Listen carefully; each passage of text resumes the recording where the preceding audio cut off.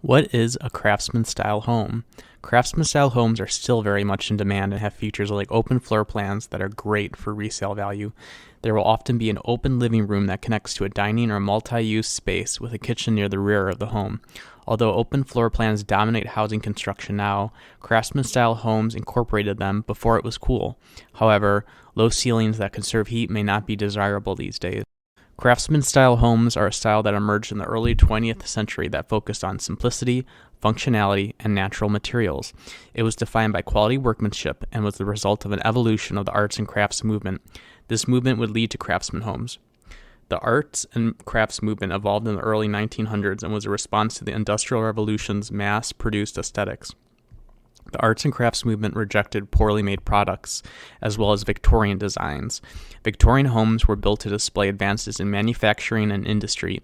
In contrast, craftsman-style homes were defined by roof arches, front porches, and quality woodwork interiors. As someone that grew up with a front porch, this is the most appealing element to me. Internal elements include open floor plans, natural colors and materials, and earth tones, but some incorporated bright colors.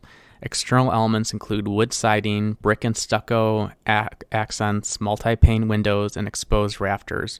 Craftsman-style homes tend to be small and medium size. While the craftsman style is often associated with bungalows, not all bungalows are craftsman-style homes. The arts and crafts movement also gave rise to the Prairie School, founded by Frank Lloyd Wright. Even today, craftsman-style homes are one of the most popular American home styles. They do well on the real estate market as buyers are drawn towards them.